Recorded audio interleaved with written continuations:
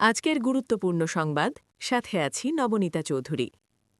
নারীর ক্ষমতায়ন, অর্থনৈতিক মুক্তি এবং সামাজিক ন্যায় বিচার নিশ্চিতে আগামীকাল থেকে চালু হচ্ছে ফ্যামিলি কার্ড।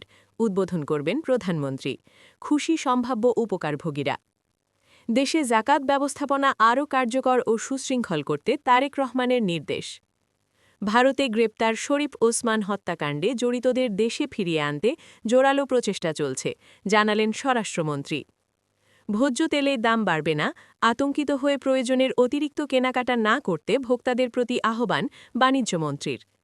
গণমাধ্যম স্বাধীনভাবে কাজ করে সমাজের বিভিন্ন অসঙ্গতি তুলে ধরবে, এমনটাই প্রত্যাশা সরকারের, বললেন তথ্য ও সম্প্রচার প্রতিমন্ত্রী।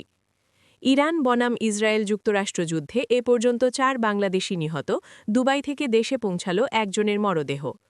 মধ্যপ্রাচ্য যুদ্ধ পরিস্থিতিতে জ্বালানি তেলের দাম ব্যারেল প্রতি $100 ছাড়ালো, জরুরি বৈঠকে বসছে G7 নেতৃবৃন্দ। জার্মান সংবাদপত্র বিল্ড বলেছে যে অনলাইনে হাজার হাজার আমেরিকান ডোনাল্ড ট্রাম্পের কনিষ্ঠ পুত্র ব্যারন ট্রাম্পকে নিয়োগ এবং ইরানে যুদ্ধে পাঠানোর আহ্বান জানাচ্ছে। রাশিয়ার প্রেসিডেন্ট পুতিন ইরানের নতুন সর্বোচ্চ নেতা নির্বাচিত হওয়ায় মোজত্তাবা খামেনেইকে অভিনন্দন জানিয়েছেন। প্রেসিডেন্ট ট্রাম্প বলেছেন যে তিনি খুশি নন মোজত্তাবা খামেনেইকে ইরানের নতুন সর্বোচ্চ নেতা নির্বাচিত করা হয়েছে। আলী খামেনেইর ছেলে মোজত্তাবা খামেনেই আনুষ্ঠানিকভাবে ইরানের নতুন সর্বোচ্চ নেতা মনোনীত। ইরান বলেছে রাশিয়ার সাথে সামরিক সহযোগিতা অব্যাহত থাকবে।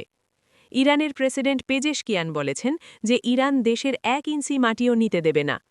মার্কিন প্রেসিডেন্ট ট্রাম্প ইরানের খার্গ দ্বীপ দখল করার পরিকল্পনা বিবেচনা করছেন, পারস্য উপসাগরে তেল রপ্তানির একটি প্রধান কেন্দ্র অ্যাক্সিওসের পোর্ট করেছে। চীন হরমুজ প্রণালী দিয়ে নিরাপদ তেল ও গ্যাস চলাচল অনুমতি দিতে ইরানের সাথে আলোচনা করছে। ইরানের পররাষ্ট্রমন্ত্রী আব্বাস আরাকজি বলেছেন যে আমরা যুক্তরাষ্ট্র ও ইসরায়েলের সাথে এই যুদ্ধের জন্য দীর্ঘ সময় প্রস্তুত।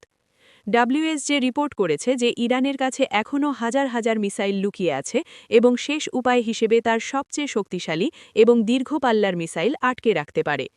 ইরান বলেছে যে তারা ইসরায়েল ও মার্কিন ঘাঁটির দিকে নতুন প্রজন্মের মিসাইল নিক্ষেপ করেছে।